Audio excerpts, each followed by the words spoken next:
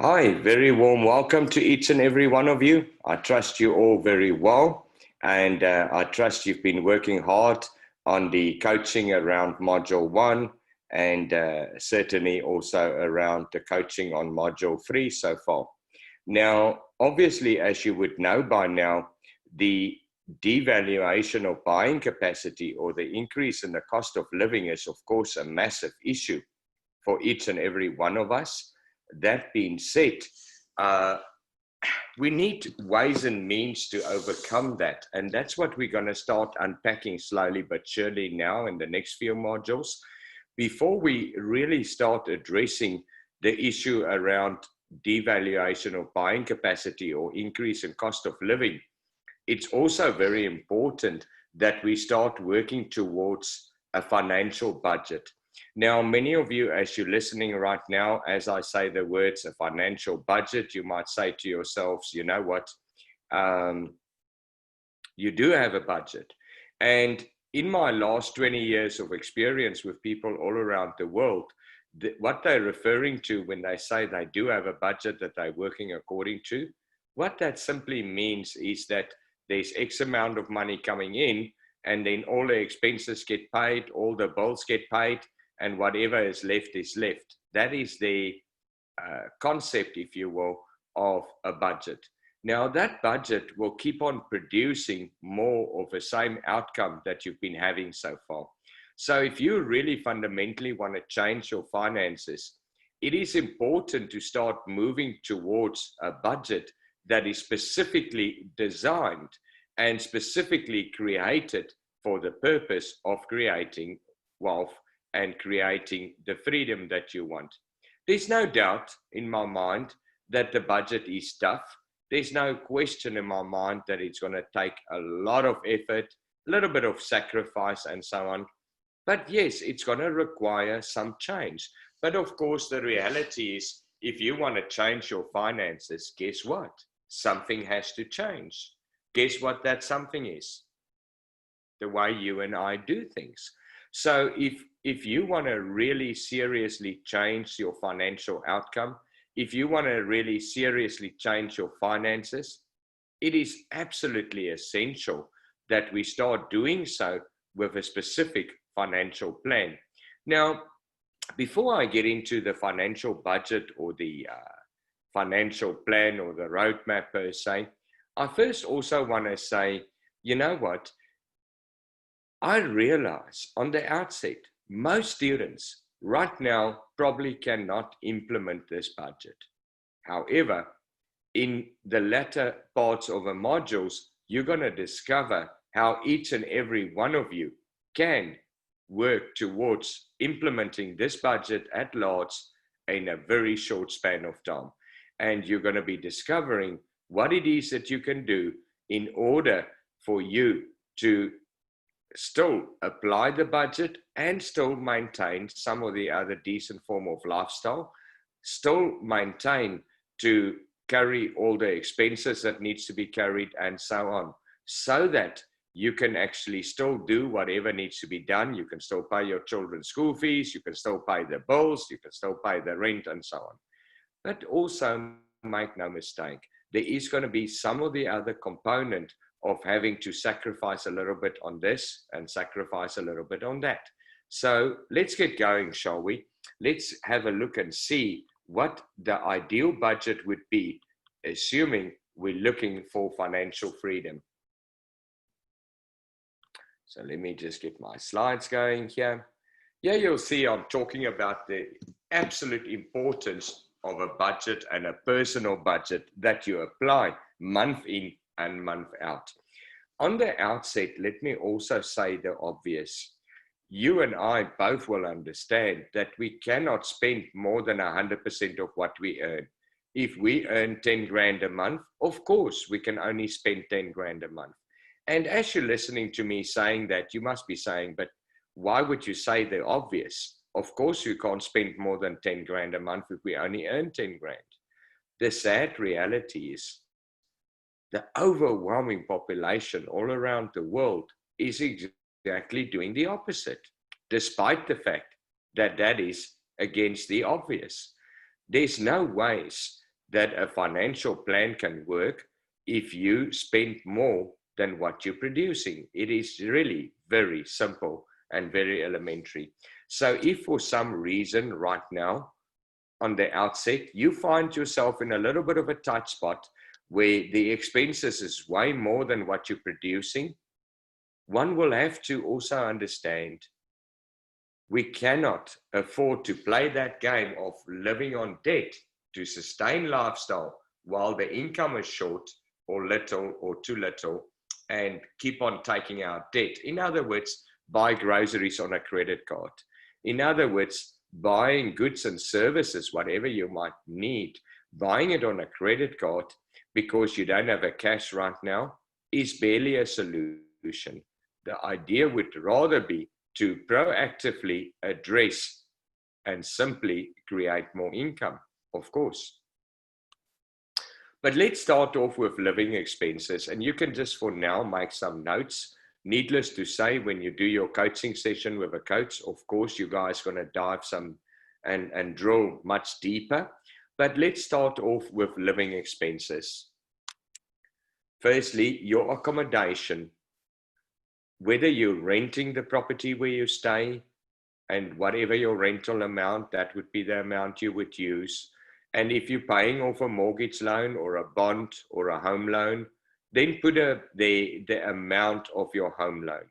A lot of people ask me, why should I put my home loan under expenses? Because my home loan is really an asset because I'm paying off my own property.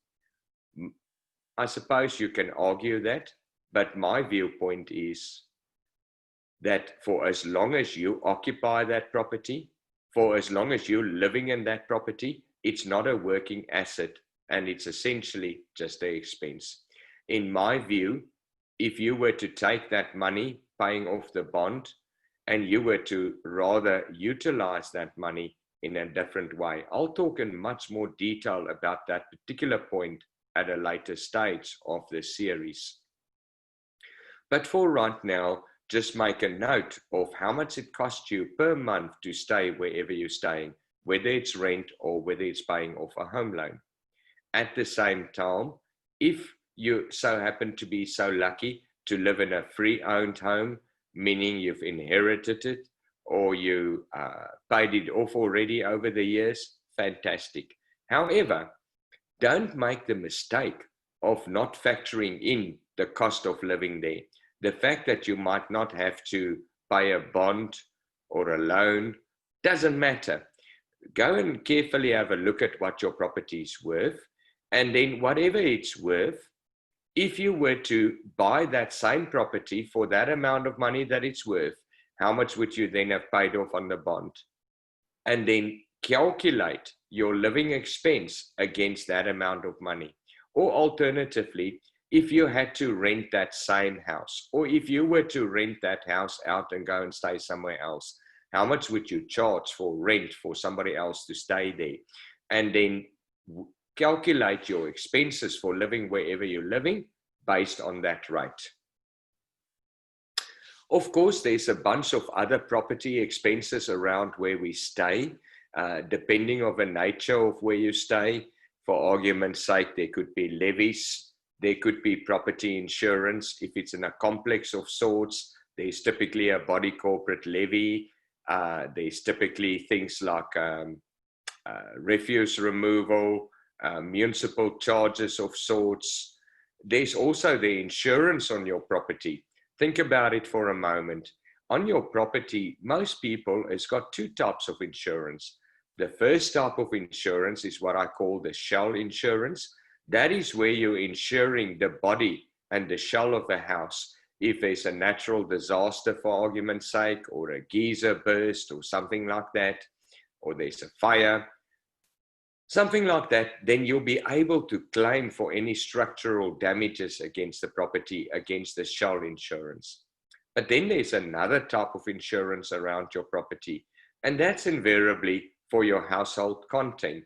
Depending where in the world you're living, in many parts of the world, and many students on this particular class, if you're from, let's say, South Africa, typically household insurance is household content is an absolute essential because of a high crime rate, because of high burglaries, etc. Likewise, you can, even while you're working on insurance, you can also include your car insurance into this as well, and just as well make a note of how much you pay per month to insure your car, whether it's against theft, whether it's against accident, or whatever the case might be. Of course, again, depending on the nature of your accommodation, there could be a lot of property maintenance, whether it is normal maintenance in the form of maintaining the pool, whether you're doing it yourself, in which case you probably just have a pool chemicals and things like that, or perhaps you might be utilizing a pool service company that would come out every so often and service the pool, look at the chemicals, top up the chemicals, do whatever is needed. Likewise, if you're living in a complex, you might have a communal pool that you share with the rest of the complex occupiers.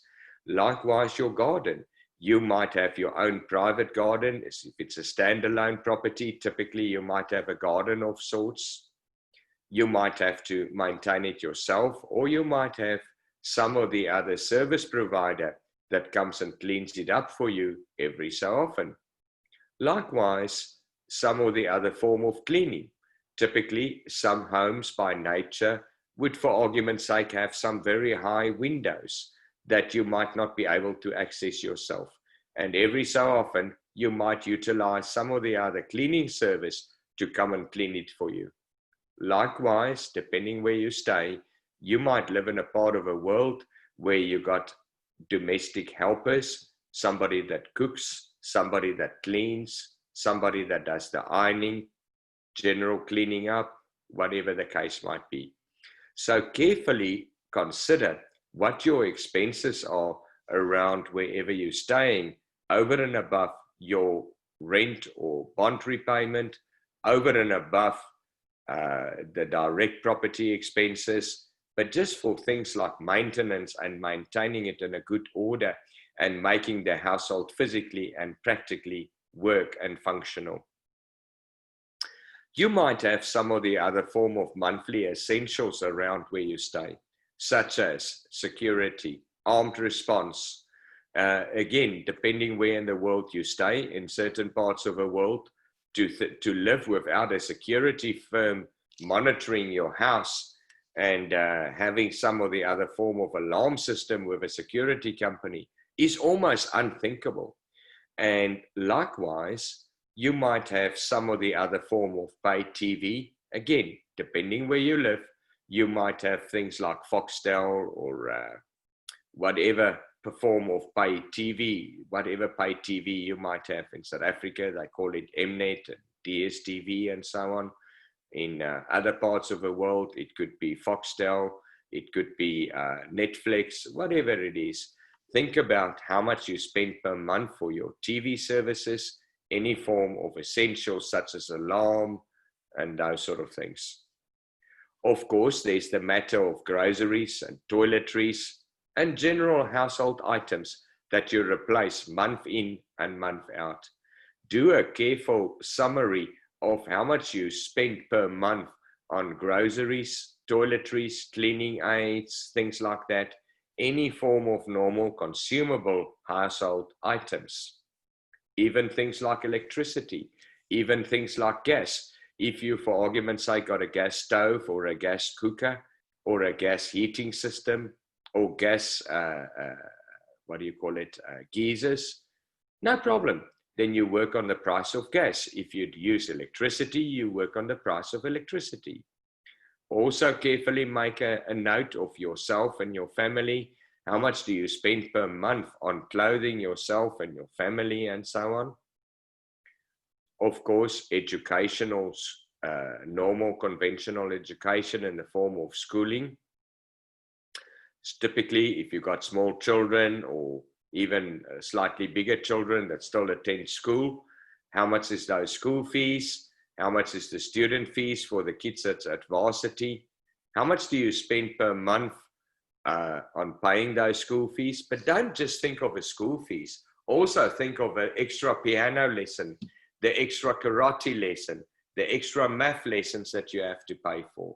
Any form of extra school activity, or directly or indirectly linked to the school, any form of hobby, if you will, or extra tuition for your kids. For argument's sake, a lot of parents would like their kids to play some or the other music instrument.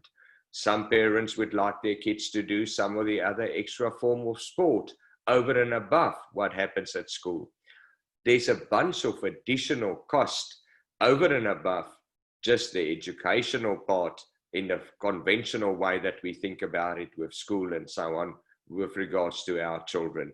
So make a careful note of how much you spend in total per month on the entire package deal, meaning school fees, meaning extra activities, extra tuitions, extra classes, memberships, and so on. You might also be spending a lot of money per month on communication in the form of your cell phone charges, in the form of airtime to make calls, in the form of data. How much data are you and your household consuming on a monthly basis? Firstly, on your cell phone, but likewise at home. If, for argument's sake, you've got a Wi-Fi service separate to your cell phone at home, things like that, how much do you spend for data and call times and so on a monthly basis, merely on the heading called communications? Of course, then there's clubs and organizations and memberships, whether it's a golf club. And I know and I realize most golf clubs, you would pay an annual fee. But again, just take your annual fee and divide it by 12. You might play golf every 6 weeks or every week or every 2 weeks, whatever the case is. How much do you spend for all your golfs? You might be a member of a local tennis club, the local squash or badminton club, or the local rugby club, whatever it might be. Whatever clubs and book clubs and organizations that you are a member of and that you're contributing or paying towards on a monthly basis, how much is that club membership fees that you're paying out on a monthly basis? Included in this, we can even add religious groups and organizations. Maybe you're a member of a church of some sort. Maybe you contribute on a weekly basis, some or the other contribution towards the church or the work that the church does. Please include it as an expense. Does that mean it's a bad thing? Of course not. It's a good thing. All I'm saying is just work out on average how much you would donate to the church in whichever size or shape or form. Of course, there's your conventional financial products. Now, a lot of you, as I'm addressing conventional financial products under a heading called expenses, you might be saying, but hang on, why is my investments going in under expenses? And the answer is it's very simple. From your insurance, your endowment policies, your short-term insurances, your retirement annuity, which is a form of pension saving, your pension itself, your savings account, all of those things are basically expenses. And the reason why I say expenses, as you found out in the previous module, clearly living expenses is growing at a rapid rate, much faster. The increase in the cost of living is much faster and much higher than the conventional returns we get on things like our endowment policies when it eventually pay out, or our retirement annuities, or our pension funds, or even our savings accounts. To give you an example, depending where in the world you are, let's say you're in South Africa, and let's say you yield in your savings account 4 to 5% per annum return on your money in your savings account. However, your increase in the cost of living is dramatically more than a 4 or 5% per month. And that is why I'm labeling it as an expense. we typically find exactly the same trend all around the world. If you live in Singapore, again, your increase in the cost of living, whether you're in Singapore, Malaysia, Indonesia, anywhere, Taiwan, even China, your increase in the cost of living would be dramatically more than the percentage of interest that you earn on your savings account on an annual basis. Likewise with pension fund growth and so on, any form of pension or retirement fund, whatever you so wish to call it. For many families, pet care and the cost there around is quite high. Depends what's the case for you and your family. If you do have pets, to have them, I don't know what you call it, well maintained, serviced, looked after, whatever the case is, feed them and so on. How much does it cost you per month to have those pets? And then, of course, we get to something basic entertainment. With this, I'm referring to typically your everyday run-of-the-mill type entertainment for you and your family. For argument's sake, let's say once a week you go to the local pub and you have a few drinks with some of your, I don't know, some of your co-workers, some of your friends, whatever the case is. Maybe once a month you have or once a week, whatever it is, you might have a get together of some or the other group or organization. And obviously there's some or the other cost involved in that. Likewise, you might be in the habit of you and your family going to the local movies once a week, once a month, whatever it might be. I know many families all around the world like to make it a standard routine to go to the movies, for argument's sake, once a week, once a month, whatever. A lot of families like to go and eat out in their favorite restaurants. Again, nothing wrong with that. But again, how much do you spend per month on that?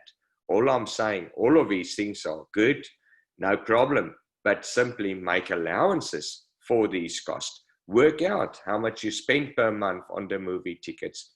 Work out how much you spend per month on all these visits with your friends to the local pub or whatever the case might be. Of course, transportation cost. Yeah, I'm specifically referring to, let's say, your motor vehicle. How much do you spend per month? Firstly, on petrol or fuel. How much do you spend per month on things like general maintenance? Many of you might not service your car on a monthly basis. Some of you might do it only once a quarter or once a year, depending how much you drive. But simply look at how much you spend on an ongoing basis to maintain and keep your car in a good running order, and simply divide it by 12. That will give you an average. Likewise, how much do you spend per month on, if you public transport? Maybe you don't own a car. Maybe you have a public transport system of sorts, whether you travel on a high-speed rail to and fro to back, or perhaps you drive in a lift club scheme of sorts, whatever the case is. How much is all of your transportation cost on a monthly basis? Basically getting you to work and back, and getting you to drop your kids at school or whatever it is that you do. Likewise, if your kids use some or the other form of public transport to get to school and back, how much do you spend per month on that? Likewise, medical expenses. How much do you spend per month on all of your medications that you require, whether it is over-the-counter medications or prescriptions, whatever the case might be, perhaps even visits to the doctors, whatever the case is. Maybe even your medical insurance or your health insurance. How much do you spend per month on that? Of course, your annual vacation. Now, nobody goes on an annual vacation on a weekly or monthly basis. However, how much do you spend per year on all of your holidays that you do? And how much does that work out on a monthly basis if you were to divide it by 12? Any form of other expense that you're spending money on month in, month out, month in, month out. Even things like bank charges jumps to mind. Things like Maybe you contribute monthly towards an elderly relative that's financially not capable to maintain themselves financially. Perhaps you've got a father or a mother or a brother or a sister or somebody that cannot financially sustain themselves monthly, so you might be contributing towards that. Maybe you have a funeral policy of sorts. There's so many different options. So tomorrow when you were working with your coach, please make sure that you look at and you have a list of all the expenses that you pay on a monthly basis. And then you can work it out. But I want to make sure that we keep and maintain the living expense category purely for the related items to these topics that I've discussed up until now. When you do your call with the coaches tomorrow, by then you'll have a workbook at hand. And in that workbook, you'll be able to see how I've grouped things together. Try and keep your budget according to the same grouping. It's just going to make your life a whole lot easier. But then very importantly with your coach, I want you to work out what your living expenses is as a percentage of your monthly income. This percentage is absolutely essential. When we do the next call on Monday, it's going to be crucial that we discuss what percentage of your income, and the percentage, the breakdown is not as is important. Of course, in order to get to the percentage, you need the breakdown. But really, the key thing that we got to hone in on is the percentage of your income that goes towards living expenses. Next up on our budget, we need to allow for what I call income generating assets. In my experience, most people fail to achieve financial freedom. And the reason why they fail to achieve financial freedom, they might be in a financial struggle stage. And then they hear about some of the other tool. But that particular tool is ideal for somebody that's already in financial independence. That's a perfect tool for somebody that's in the independent category. And now somebody that's in struggle, wanting to use the tool that's ideal for somebody that's independence, in all probability, it will end up in disaster. In all probability, it won't end well. It is very important when we are at the beginning stages of our financial journey that we use the appropriate tools in order to get us to the next stage and the next stage. As you keep on moving through the different financial stages, as you start getting into stability, we start increasing the amount of tools. As you move from stability into independence, we again increase the amount of tools and the nature of the tools. And as you start moving into financial freedom, we even broaden even more the amount of tools that's available, simply because if you're working with a wrong tool at the wrong stage, I can assure you the outcome is probably not what you're looking for. When we're in the early stages, somewhere in struggle or in the early stages of stability, it is very important. The first tools we embrace is those that will produce us a passive income. It is crucial that we find a way to set ourselves up with what I call income generating assets, meaning these assets belong to me or to you, and they're producing you an income without you exchanging time, without you exchanging money. Because if you can find a way to have multiple sources of income generating assets, and there's no task that you have to do with each one of them, they're producing an income passively. So the key thing about, and the key definition about the income generating asset is first this. Rule number one, it must be passive.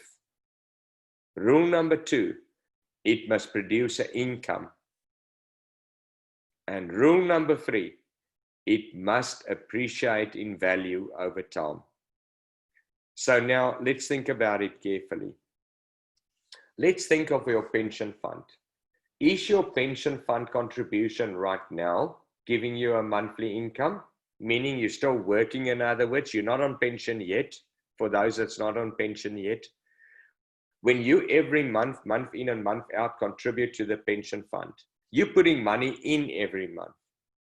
So there's no income coming in. So is that an income generating asset? No. Number one.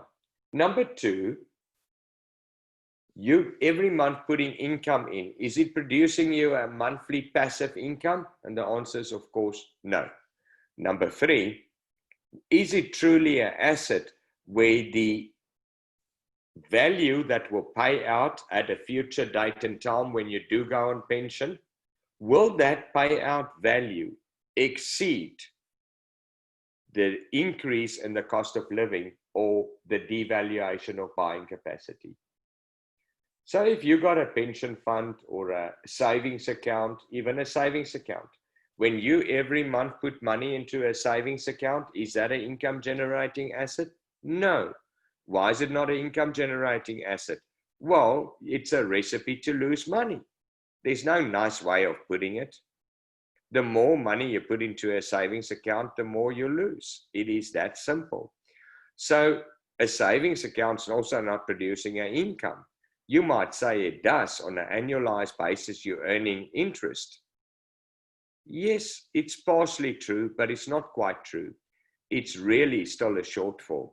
And the reason why it's still a shortfall and the reason why it's still a loss is because the increase in the cost of living far outperforms or far outgrow the possibility of earning a similar or even remotely similar interest rate in the conventional savings account.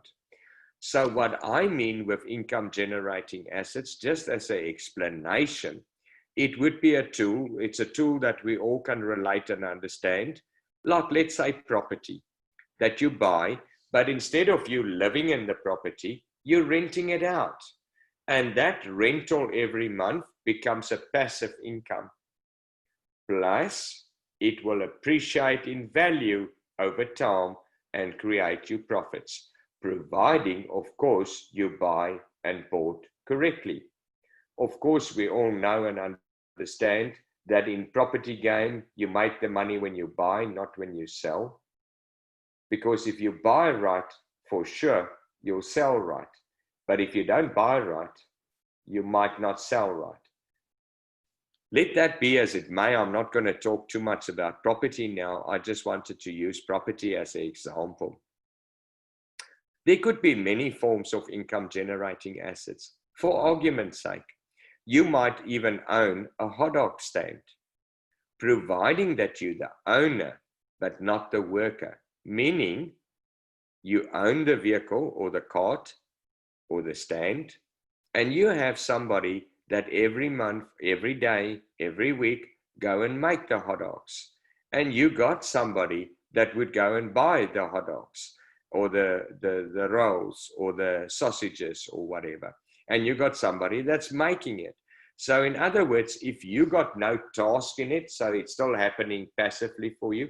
So if you own the hot dog stand and there's somebody making it, there's somebody servicing it, customers and so on, and you got no tasks, no duties, no responsibilities, then arguably it could be passive. And of course, if it's doing well, the idea is, of course, it will produce an income, and of course, it will escalate in value over time.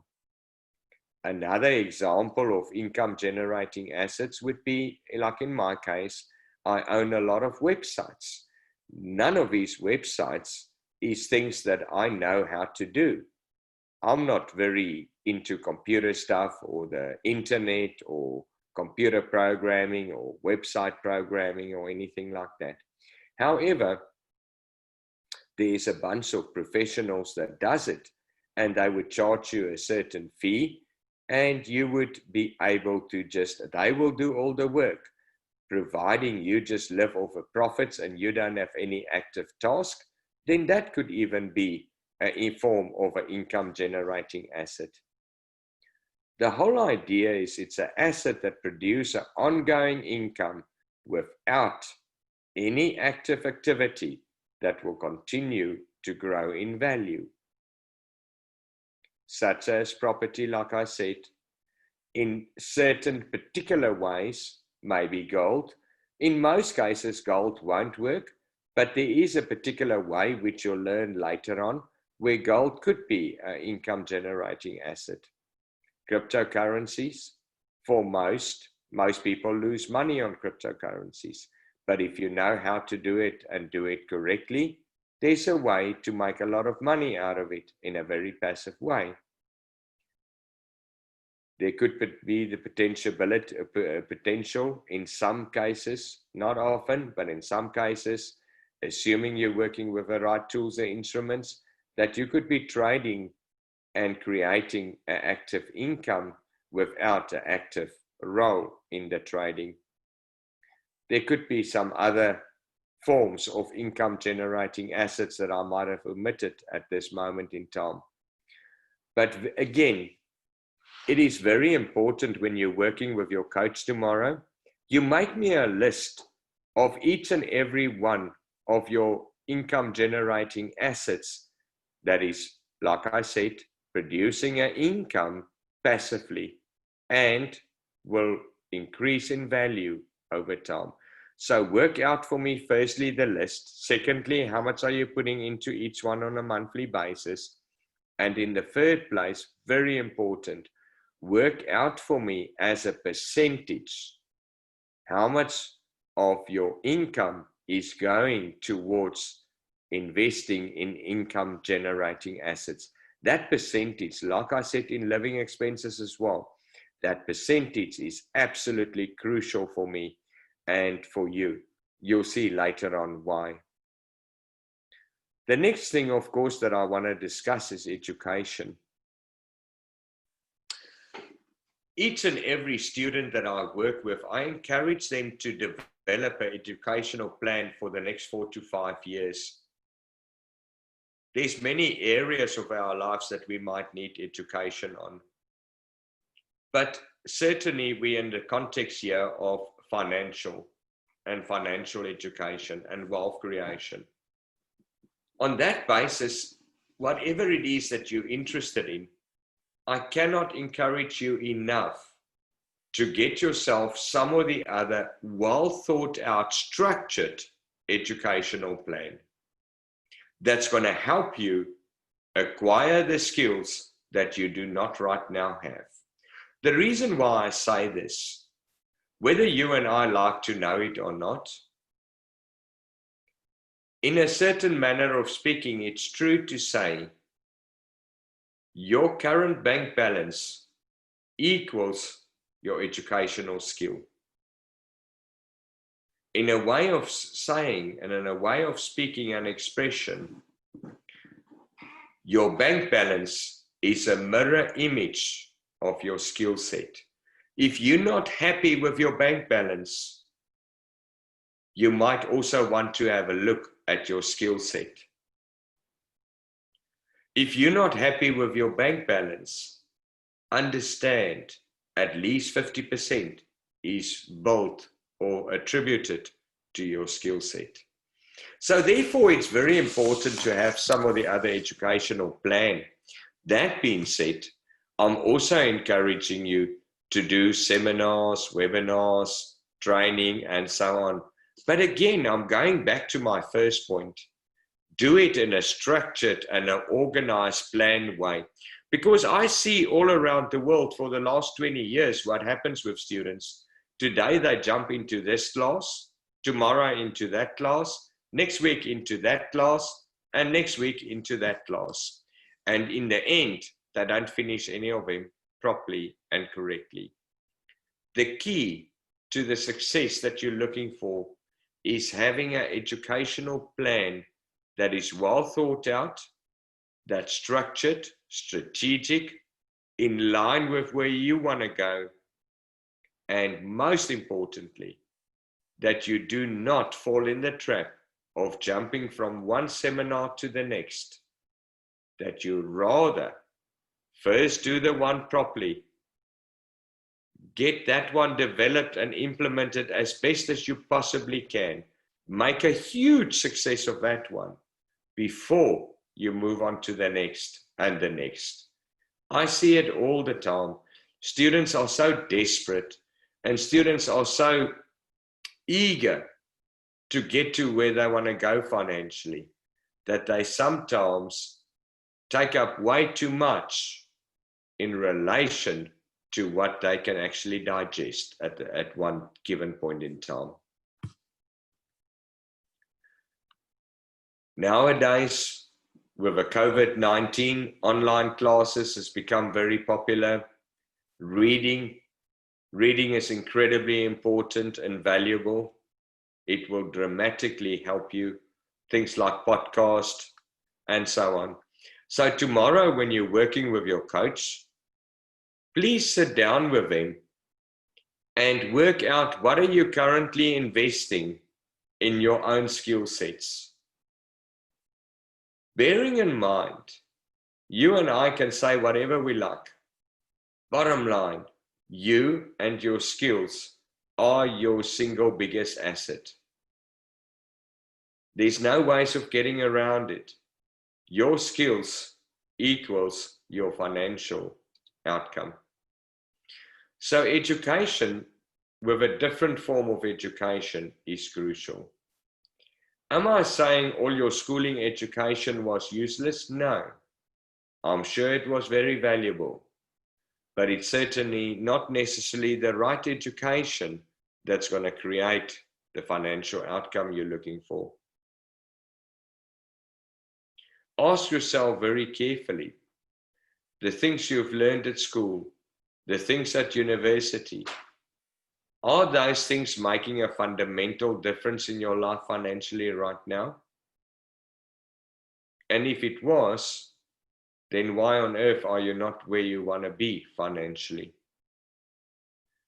So consider having some or the other very well structured educational strategy and plan. This item here is one of my favorites to talk about. Fun. The so-called bucket list. I'm sure as you're listening to me, many of you have what I call a bucket list. You might be familiar with the term. You might even have a bucket list. And what I mean with that is all around the world, people generally want to do this or go on that course or go on that cruise, go and fly to this or that holiday, go and climb this mountain, go and do that, whatever. But invariably, there's not enough money to do that with. And then we basically say, well, I'm going to put that on my bucket list. That's one of the things I want to do before I die. That's generally what we say. But let me first, before I explain it further, ask you a very simple question. How many of you would love to have a whole lot more financial difficulty? How many of you would love nothing more to have a lot and a lot more financial difficulty? If you do, go to the chat room and type their number one, digit one. Just type it there on the chat room. If you would love to have a whole lot more financial difficulty. Hopefully by now you realized it's a bit of a trick question that I've asked. And the truth of the matter is, of course, none of us do want more financial difficulty. Of course we don't. However, in truth, we create our financial difficulty. Let me say it again. We create our own financial difficulty. The way we create our own financial difficulty is in the way we do things in many cases.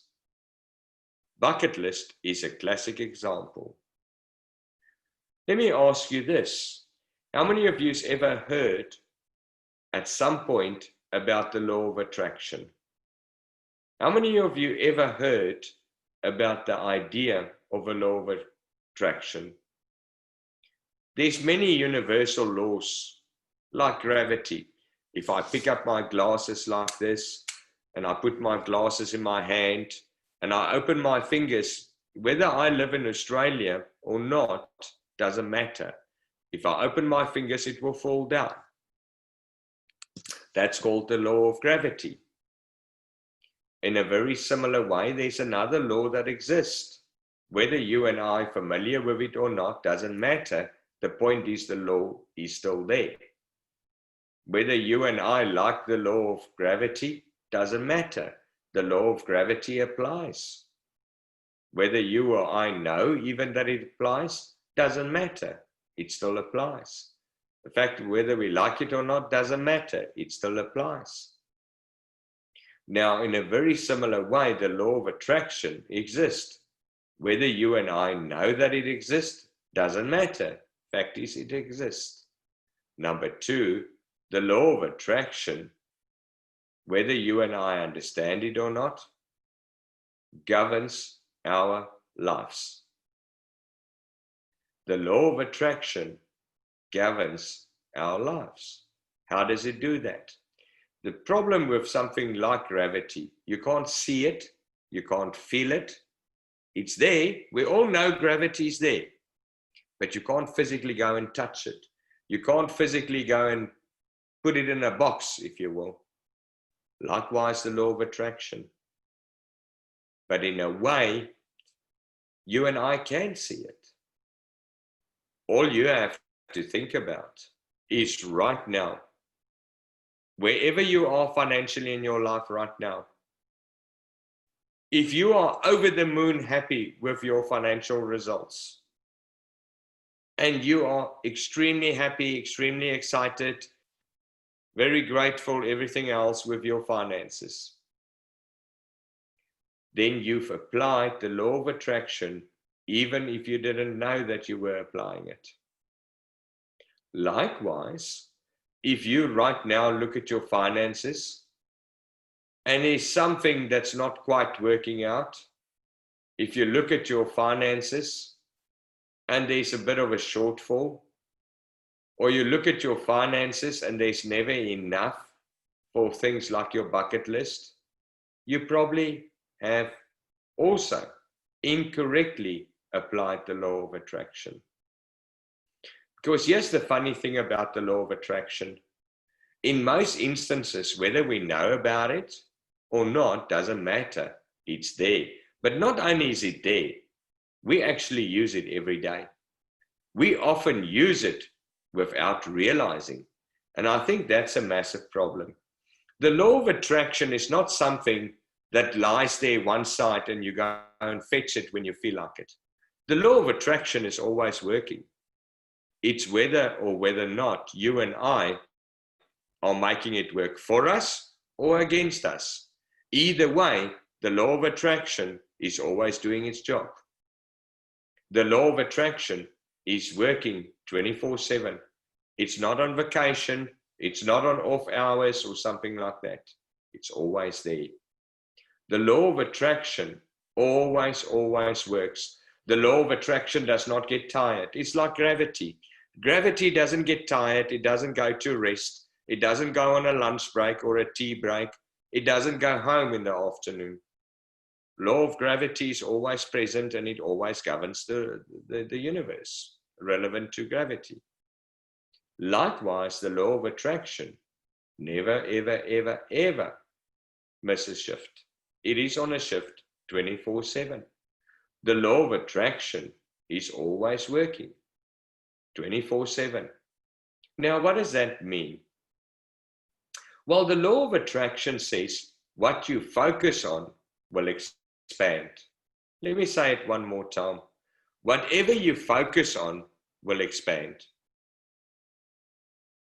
So let's think about it now. We're talking finances.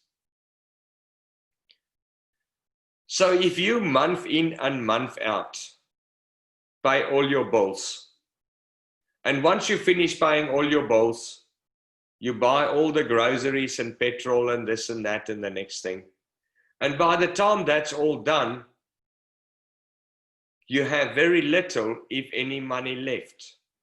And then all these items on your bucket list, the trip to Africa, the trip to Europe, the trip to the Caribbean, the trip to, I don't know, go and see the lions, the trip to go and see the dolphins, the trip to go and do the skydiving, whatever it is that you want to do on your bucket list, things you would love to do, but you haven't had the money to do it yet. So whatever is on your bucket list, if you go and carefully think about it, when you month in and month out, get money in, and you pay all the bills, and you pay your living expenses, and you do all those things, but by the time all the other important things are done and paid for and serviced financially, then there's very little, if any, left for the bucket list. And you say, well, don't worry, I'll do it next month. I'll do it next year. I'll do it in 5 years. I'll do it in 10 years. I can't do it now. I can only do it then. So even if you say, I can't do it now, I'll do it in 5 years. Either way, what are you focusing on? Are you focusing by postponing it or not doing it? Are you focusing on scarcity or are you focusing on abundance? Think about it. It's like a scale. Scarcity, abundance. Which one are you focusing on? When you postpone doing it because there's no money, what is the focus? Scarcity. If you're postponing it because there's no money, which one are you focusing on? Scarcity. Now, what does the law of attraction say? Whatever you focus on will expand. So this is why I asked you that trick question. How many of you would love to have more financial difficulty? Yet in reality, think about this now. Every month, month in and month out, when you fail to do something about your bucket list, even if it's in 10 years from now, if every month when you fail to put something towards that, guess what you are doing? You are focusing on scarcity. And you make the law of attraction work against you without you even realizing it.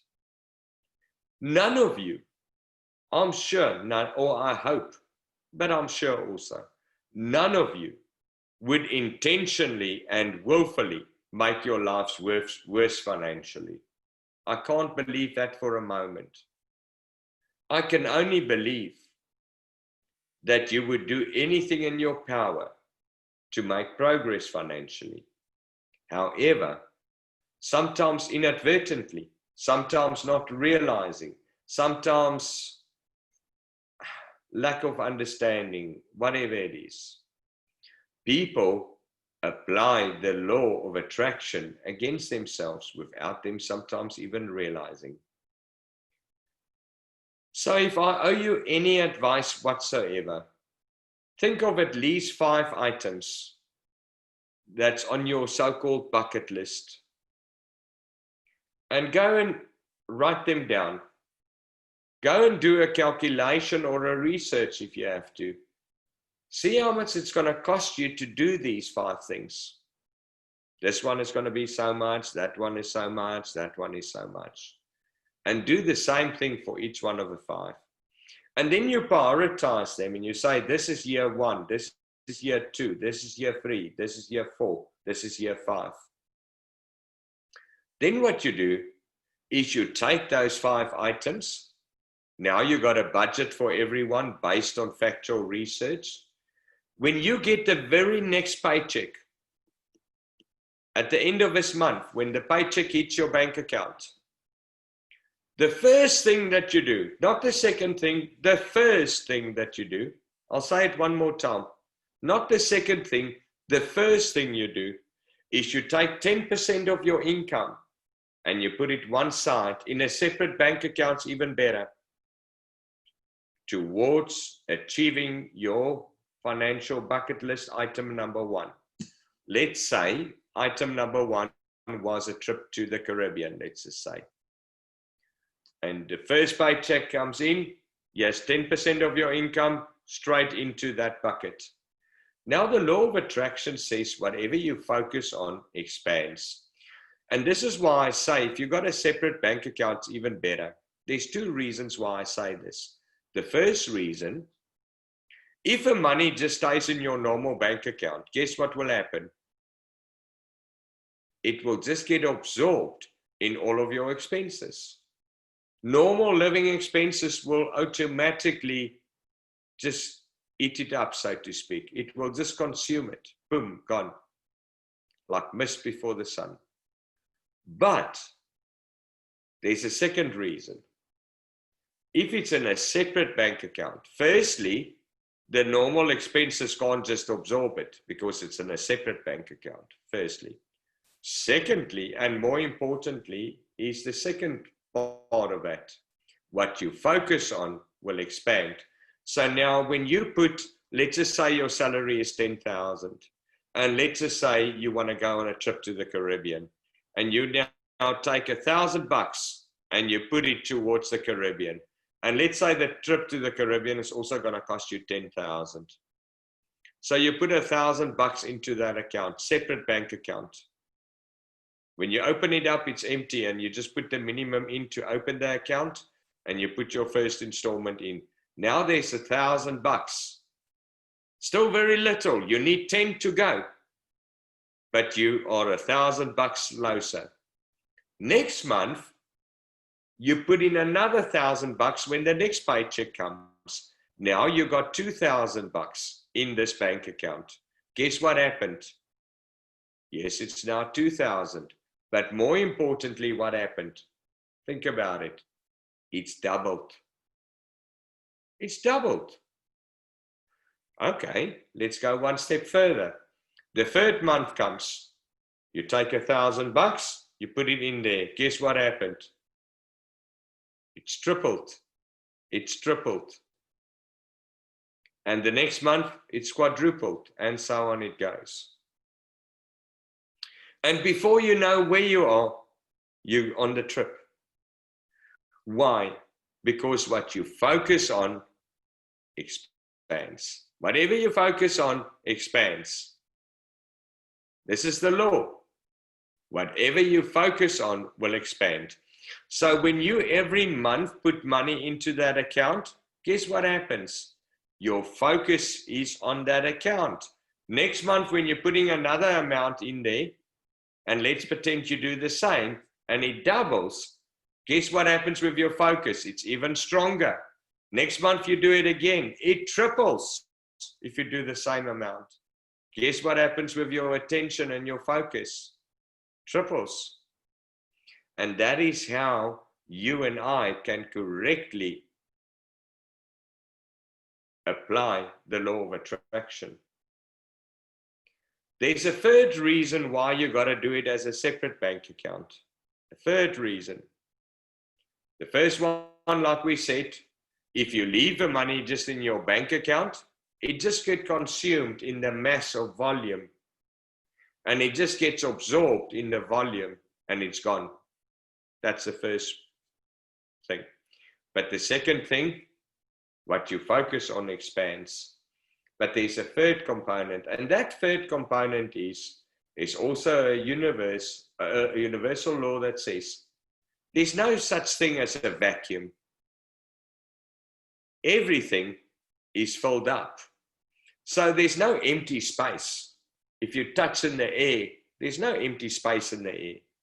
Even if I open my desk drawers, the drawer might be empty from stuff, but there's stuff in there. There's molecules in there of air and all sorts of things. There is no vacuum per se. Every vacuum will be filled. So when you open your separate account for your fun bucket list items, it's empty in the beginning. But guess what? Any vacuum will be filled up. There's no real empty space in the universe. So that is why it's so important to have your bucket list items. Go and create your items. whatever it is. For argument's sake, you want to go do Route 66. Maybe you want to go backpacking through Africa, through Europe, who knows where. Maybe you want to go on a luxury world cruise. Maybe a safari in Africa. Maybe you want to visit the Great Canyon. Shark cage diving, skydiving, deep sea diving, whatever it might be. Maybe you want to go to Paris. Who knows what you want to do? Make your list.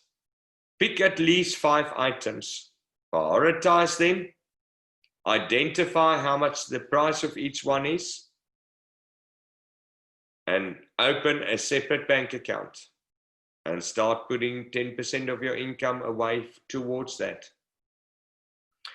What I also want you to do when you work with your coach tomorrow on this matter, aside from identifying your list, aside from doing amounts to it, aside from doing all those things, there's one more thing you need to do. And that is work out for me right now as a percentage of your income.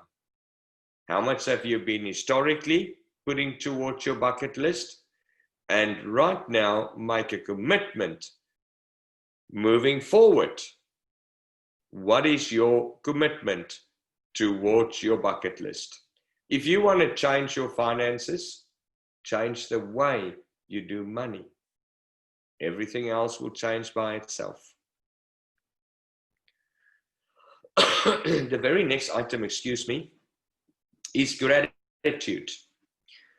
A lot of people confuse gratitude with tithing in the church or something like that. To me, gratitude is something totally different. To me, to be financially free, to be abundant, means you need to have an abundance mindset first and foremostly. And again, to me, let me first explain gratitude. To me, understand gratitude like this. If you're doing something in order to get something in return, it doesn't come from true gratitude. It comes because there's a trade-off. For me, true gratitude is when there is absolutely zero trade-off, meaning there's zero benefit to you doing whatever it is that you're doing for your gratitude. It is basically taking some of your money that you earn and from a point of gratitude, give some of your earnings away to a cause or a benefit of sorts that does not benefit you in any size or shape or form. So for argument's sake, if you give money to your church, is that gratitude? And for me personally, no, it's not gratitude. Why would I not see it as gratitude? Well, firstly, it's your church that you're giving the money to. So there's a benefit to you. If you're supporting some of the other poor or elderly relative that's struggling financially, is that gratitude? To me, no. Am I saying you shouldn't do that? Of course you should do that. It's just simply a living expense. But yes, of course you should do that. To me, gratitude is doing things for which you have zero recognition, zero benefit, zero trade-off, zero everything. There's no benefit for you whatsoever. Now, when you support an elderly relative or a poor relative, is there a trade-off? Of course there's a trade-off. Firstly, it's your family. So there's a benefit. So the fact of the matter is, to me, it is something that holds no benefit whatsoever. But aside from that, let me urge you to think about gratitude like this. You and I are in a relationship with, call it the Creator, call it God, call it whatever superior being you want to be, or call it the universe. We are in a relationship of sorts also around money. We're quick to expect and wish and pray, for that matter, for more money. But how many of you can understand the idea, a one-way relationship? Who likes a one-way relationship? Is there any of you on the call that would like a one-way relationship, where the one party just takes and you got to just keep on giving, but the other party never give anything? Who would like that relationship? None of us would. It's the same thing with our finances. If we want to get more and more and more and more, we should also be willing to give away, I believe, at least a certain percentage of our income in a cause or a benefit for which we have zero benefit. Nothing whatsoever, not even a tax benefit. So make yourself a list of 5 causes that you would like to contribute to in the form of charity, orphanages, whatever it is, world hunger, environment, ocean, whatever it is, people in struggle, whatever. And come up with a priority order and decide how much of your money are you going to give away to each one of those causes on a monthly basis, without you getting any form of recognition, without you getting any form of benefit of any sort of size or shape or form. Again, when you're working with a coach, be sure to work out, if you're doing any form of gratitude right now, as a percentage of your income, what percentage of your income are you spending on gratitude? Likewise to the coaches. Coaches, of course, when you report back, please report back how much is each student spending on, or how much is the average spending on living expenses, IGA category, education category, bucket list fund category, gratitude category, and so on. I want to, in conclusion of the gratitude portion, I want to say to each and every one of you, think of gratitude like this. Again, the law of attraction applies. None of us want more financial struggle in life, okay? But for the last 20 years, this has been my experience. When I say to students, you know what, how much are you giving away to gratitude? They invariably always say to me, especially those that are struggling, they say to me, but I don't have enough money. I can't even pay all my bills.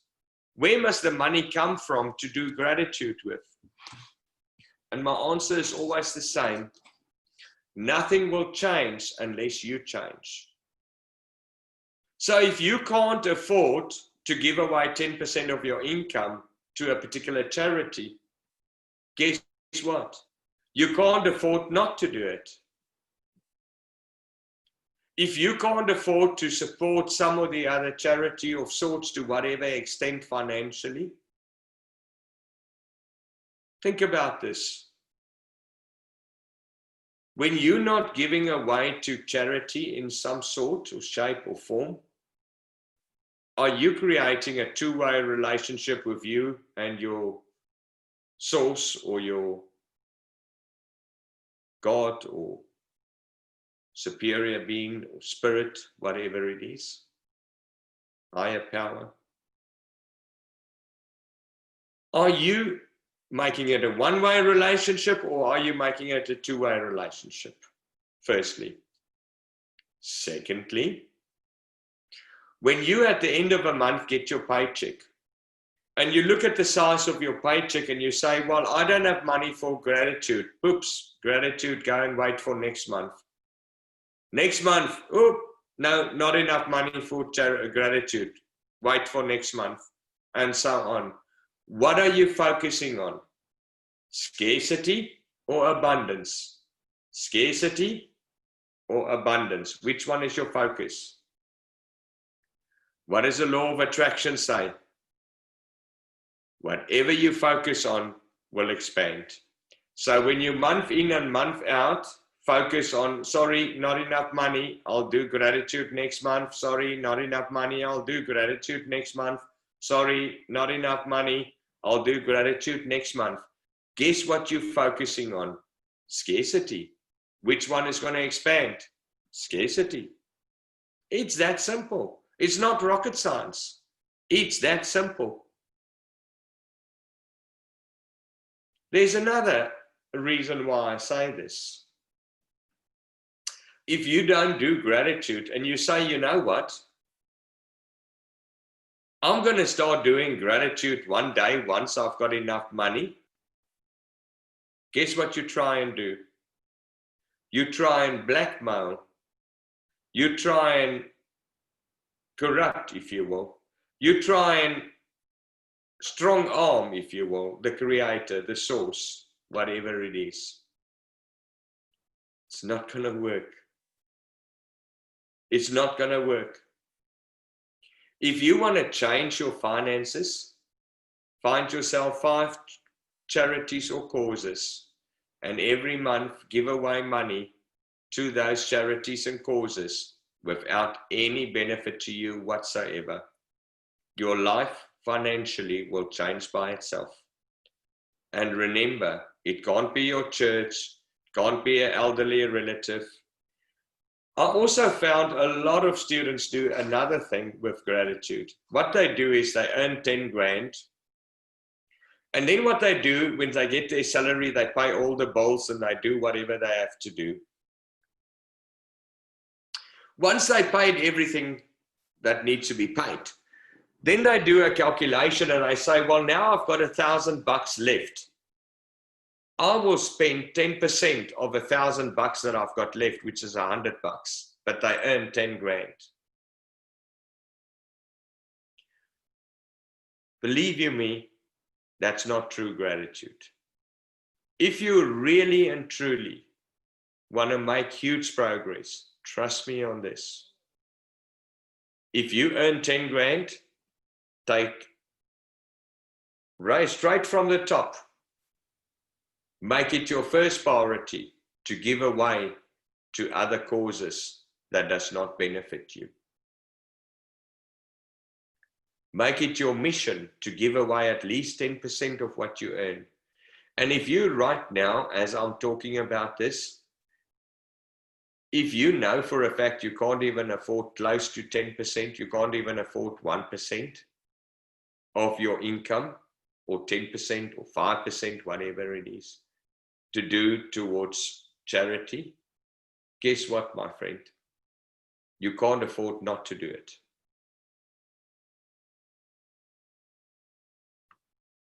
Moving on from there, creditors. Such a crucial, important part. I want you to, when you sit with your coach, make a list of all of your debt, all the car loans, all the mortgages, all the credit card loans, all the personal loans, any other shape or form of loan. Write down every single amount that you pay and come up with a grand total percentage of what your current repayment of loans are. Even the loans to your family. Even that loan to the family member that you're now avoiding because you don't have the money to pay them. Even that loan that's a little bit in arrears, and so on. Come up with, firstly, a list of all your loans, and secondly, add it all up. And then come up with a percentage of how much of your income is going on into loans. I really need you to come up with a percentage on each and every one of these categories. Come up with a percentage so that we can do a really true assessment of where you are financially. Because it's only when we do a very true reflection of where you are that we can actually move forward. I want to also share with you some incredibly good recipe, if you will, And the first part of a recipe around your budget is to ideally have 5 different bank accounts or 6 or whatever it is. Because we are so into this thing electronically, our salaries generally, by and large, come into our bank accounts. And then it's this one big pool of money, big in inverted commas. And then all the expenses and everything goes through there. But that process is generally fairly chaotic. And guess what success breeds? Success breeds success. But guess what chaos breeds? Chaos breeds more chaos. Where if you have separate bank accounts, maybe your salary comes into one account and then you post it into 5 or 6 or however many different accounts you need, so that there's order and discipline. That's what I do. You might want to do something fairly similar. But moving on from there, there's another law that applies. If you truly want, and this is, remember on the outset I said the budget's a little bit tough, and it is tough. If you want to truly become financially free, your living expenses cannot exceed 30% of your income. In the past, we used to allow more for that. But because of a devaluation of buying capacity that's growing so rapidly all around the world, we have to adjust our budgets accordingly. You see, the world is moving into a new era now. This new era, hyperinflation is in the order of a day. So we simply cannot afford our living expenses to be more than 30% of our income. Less than 30% is good, but it cannot be more than 30%. Does this mean that wealthy people have a lousy lifestyle? Well, I can assure you no. Absolutely categorically no. Wealthy people have fabulous lifestyles. But I can also assure you, I will not sleep at night if my living expenses was anything more than 30% of my income. Because if it is, it comes at the cost of something else. And of course, it is very difficult to come out with your living expenses only 30% of your income. This is why I believe so strongly that just about everybody on this call probably need extra income so that these ratios can make sense. Which is part of why I say your essential initial tools that you need. The first stepping stone is income generating assets. First push up the income so that you can afford to live a lifestyle you want, but never break the law. The law is maximum 30%. Secondly, if you truly want to become financially free, until you reach financial independence, you have to focus on income generating assets. And at least 30% of your income must go into income generating assets. I realize most of you can't do that right now. So therefore I put 10 to 30. So maybe right now for the beginning, you can't do 30% of your income, putting that towards living expense, income generating assets.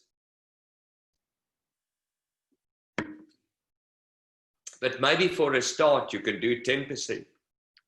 Maybe for a start, you can do 5% even. or 15% or 20%, whatever you can do. Education. I believe your self-education is crucial, and it cannot be anything less than 5%. Think about it like this.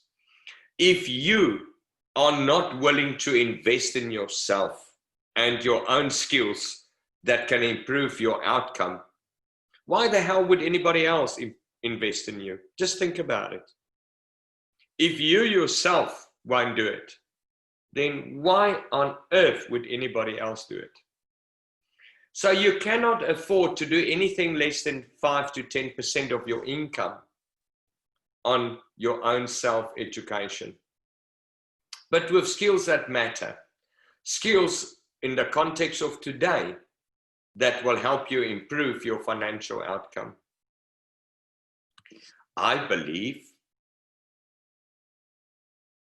that the one cornerstone of financial freedom is to consistently reward yourself for successes by doing the fun items that you've always dreamt of. By stop making the law of attraction work against you. By putting away money for the skydiving, by putting away money for this, I don't know, the yacht or whatever. Reward yourself for good behavior. And put away money towards achieving your fun objectives or your bucket list. Anything between 5 to 10%. I firmly believe another cornerstone on the journey to financial freedom is doing gratitude, but real gratitude, where there's zero benefit to you directly or indirectly, not even a tax benefit, my friend. Of course, creditors, here's your target ratio. Your creditors cannot be more. Anything between as little as 5% and less is even better, but certainly not more than 10%. So each and every one of us is a little bit different financially. That's why I've given you some parameters opposed to a hard and fast. So you'll see on living expenses, there's a parameter between 10 and 30%. For income generating assets, there's a parameter between 10 and 30%. For education, 5 to 10. For fun, 5 to 10. For gratitude, 5 to 10. And credit is 5 to 10. And I know, as I'm talking to you right now, at least 60 to 80% of his class will have way more on creditors than 5 to 10%. I know that from general average experience. But here's the reality. You cannot afford not to invest in income generating assets. You can't afford not to educate yourself. You can't afford not to live a spectacular life. Life is simply too short. You can't afford not to do gratitude, my friends. How much have you really got available that you can truly afford for creditors? Do yourself a massive favor and work with a coach and see where you sit right now without cheating. In the next call, I will start the journey with you. How to get each and every one of you to these target ratios so that you can unlock a life of choice, so that you can unlock a life of freedom. But this is our starting point. There's no point cheating when you do the budget. There's no point whatsoever. You are cheating yourself out of the freedom that you deserve. So don't cheat. Be honest, even if it's not nice. You owe it to yourself. You started this journey. see it through. I'm looking so forward to working with you guys on Monday. Tomorrow, when you're working with your coach, please, again, like you have in the past week, work diligently. Meet with your coach, do what needs to be done. Go through everything with your coach. And the bottom line is, get yourself prepared for Monday. Monday, we're going to dive even deeper into the solutions. You will notice in Monday's call and Wednesday's call, it was really explaining the problem that we experienced globally. But where we are right now, it's about starting to unpack the solutions slowly but surely. Step one of finding a solution is having a working financial plan or a budget. I'm looking forward to seeing you on Monday. Until then, stay safe, do all the social distancing and all these things, do the right thing. Most importantly, do not forget to be kind to one another. I'm looking forward to seeing you on Monday. I'll see you there. Thank you so much, and keep up the good work. See you on Monday.